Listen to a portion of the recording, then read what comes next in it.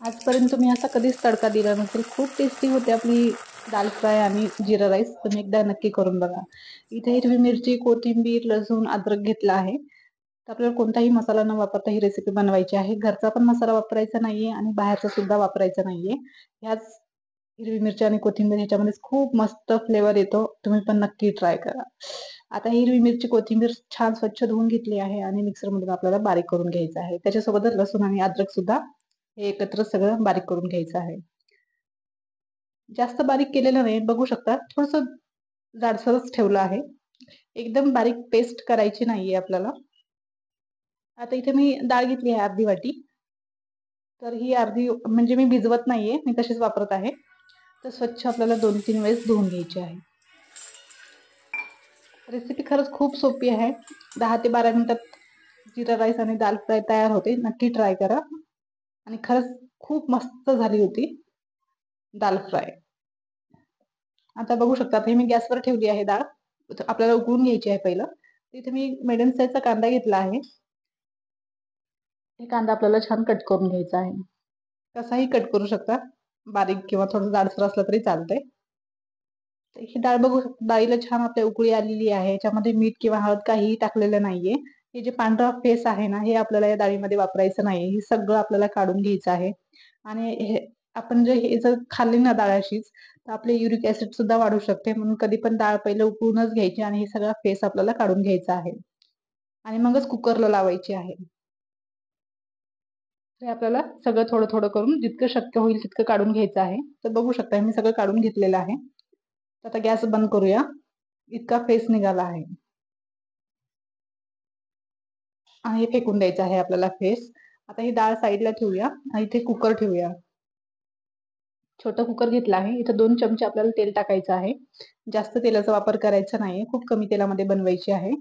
तेल छान कडकडीतच गरम होऊ द्यायचं आहे आणि जिरं छान फ्राय होऊ द्यायचं आहे. नंतर फ्राय झाल्यावर त्याच्यामध्ये एक मीडियम साईजचा चिरलेला कांदा टाकायचा आहे आणि मिक्स करून घ्यायचा आहे. आता इथे गॅस फुल ठेवायचा आणि फुल गॅसवरच फोडणी करायची, म्हणजे आपली दाल फ्राय खूप मस्त होते. तर आता हे हिरवी मिरची, कोथिंबीर, लसूण, अद्रकचं वाटण सुद्धा याच्यामध्ये टाकलं आहे, ठेचा. हे सगळं मिक्स करून घ्यायचं आहे. याच्यामध्ये थोडीशी हळद आणि थोडंसं मीठ पण टाकायचं आहे. तुमच्या चवीप्रमाणे मीठ टाका तुम्ही. तर तुम्हाला जास्त झणझणीत पाहिजे असेल तर तुम्ही मिरच्या वाढवू पण शकता आणि जर तुम्हाला कमी तिखट पाहिजे असेल तर तुम्ही मिरच्या कमी पण करू शकता. आता हे सगळं फ्राय करून झालेलं आहे. आता ह्याच्यात आपल्याला डाळ पण टाकायची आहे आणि पुन्हा एकदा छान व्यवस्थित मिक्स करायचं आहे. तर इथं अर्धी वाटीसाठी मी 3 वाट्या पाणी टाकलं आहे. आता हे छान व्यवस्थित मिक्स करून घ्यायचं आहे आणि इथं आपल्याला 4 शिट्ट्या करून घ्यायच्या आहेत. छोटा कुकर असल्यामुळे 4 शिट्ट्या करणार आहे आणि कमी गॅस ठेवायचा. आणि नंतर छान आपल्याला तडका पण द्यायचा आहे. इथे मी तांदूळ घेतले आहेत. हे लष्करी कोलम आहेत. चवीला खूप मस्त लागतात. बासमती तांदळापेक्षाही खूप मस्त याचा भात होतो आणि खूप मोकळा पण होतो आणि खायला खरंच खूप चवदार आहेत. तुम्ही नक्की ट्राय करा. आता इथं मी फक्त 10 मिनिटासाठी भिजत घातले होते. तर 2-3 वेळेस धुवून मग 10 मिनिटासाठी भिजत घातले होते. 2-3 पाण्याने. तर इथं मी 3 चमचे तेल घेतलं आहे. तेल आपल्याला छान कडकडीत गरम करायचं आहे आणि गॅस आणि कुकर मी मोठं घेतलं आहे. आता इथं जिरं टाकलं आहे पहिल्यांदा ह्याच्यामध्ये आणि जिरं आपल्याला छान फ्राय होऊ द्यायचं आहे. तेल एकदम कडकडीतच ठेवायचं, म्हणजे जिरा राईस खूप मस्त होतो आपला. आता ह्याच्यामध्ये तांदूळ टाकायचे आहेत आपल्याला धुतलेले आणि सगळं व्यवस्थित मिक्स करून घ्यायचं आहे. एक मिनिटासाठी आपल्याला सगळं व्यवस्थित मिक्स करायचं आहे आणि मग ह्याच्यामध्ये पाणी टाकायचं आहे. 1 वाटी तांदळासाठी मी 3 वाट्या पाणी टाकलं आहे. तर परफेक्ट मेजरमेंट आहे हे. फक्त मी लष्करी कोलम तांदळाचंच इथे मेजरमेंट सांगत आहे. दुसरं कोणते तांदूळ वापरत असाल तर पाण्याचं प्रमाण कमी जास्त होऊ शकतं.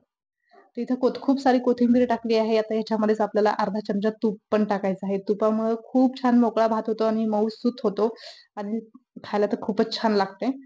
तुम्ही पण थोडंसं तूप टाकायचं ह्याच्यामध्ये. तर सगळं व्यवस्थित मिक्स केलं आहे. आता ह्याच्यात फक्त 3च शिट्ट्या आपल्याला करून घ्यायच्या आहेत. जर तुमच्याकडे छोटं कुकर असेल तर कमी गॅस करून 2च शिट्ट्या करायच्या आहेत आणि जर मोठा असेल तर 3 शिट्ट्या करायच्या आहेत फुल गॅसवर, मोठ्या गॅसवर. आता डाळ आपली चेक करूया, आपली डाळ शिजली का नाही ते. बघू शकता डाळ मस्त शिजलेली आहे. आता ह्याला जास्त हटत बसायचं नाही. आपल्याला ही डाळ अशीच ठेवायची आहे आणि खूप छान शिजली आहे डाळ. आणि चवीला तर खरंच सांगते, तुम्ही करून बघा. मी शब्दात सांगू शकत नाही. इतकी मस्त झालेली आहे. तर इथे मी मातीचा कप घेतला आहे. कप आता हे लो क्वालिटीचा असल्यामुळे थोडासा काळा झालेला आहे. मी कारण खूप वेळेस त्याचा वापर केला आहे, पण चांगला स्वच्छच आहे. ते गॅसवर थोडं आपलं पहिलं गरम करून घेतलं आहे कमी गॅसवरच.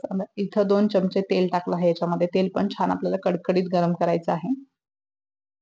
आता गॅस बंद करूया. आता हे साईडला घेऊया. याच्यामध्येच आपल्याला पहिल्यांदा मी लाल मिरची टाकत आहे.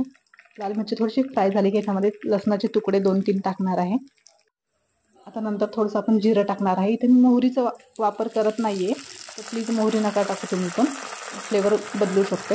आता याच्यामध्ये छान कढीपत्ता स्वच्छ धुवून घेतलेला कढीपत्ता टाकला आहे. आता हे याच्यामध्ये टाकायचं आहे डाळीमध्ये तडका आपल्याला, आणि ते मातीचा कप सुद्धा ह्याच्यामध्येच टाकायचा आहे आणि 5 ते 7 मिनिटासाठी असं झाकून ठेवायचं आहे. उघडायचं नाही झाकण. असं मस्त मातीचा फ्लेवर येते याच्यामध्ये आणि खूप छान फ्लेवर येते खरंच बरं. तुम्ही ट्राय करा एकदा. एकदा करून बघा आणि चवीला तर खूपच मस्त झाली होती डाळ ही. आता बघू शकता, ही आपली डाळ तयार आहे. तर आता आपला जिरा राईस बघूया. जिरा राईस पण खूप असा मोकळा झालेला आहे. पहिल्यांदा कुकरची शिट्टी पूर्ण वाफ जाऊ द्यायची, मगच ढक्कन उघडायचं कुकरचा. तर बघू शकता जिरा राईस पण खूप असा मोकळा झालेला आहे. एकदम स्मूथ झालेला आहे आणि खूप छान शिजलेला आहे. आणि थोडा पण असा खाली बुडाला लागलेला नाहीये, करपला नाहीये. बघू शकता. हे परफेक्ट मेजरमेंट आहे. या पद्धतीने तुम्ही करून बघा. खूप मस्त होते. तर आता प्लेटमध्ये तुम्हाला मी काढून दाखवते. खरंच खूप असा मोकळा झाला आणि खूप टेस्टी झालेला आहे. डाळ पण टाकूया आपली दाल फ्राय. दाल फ्राय पण खूप मस्त झालेली आहे.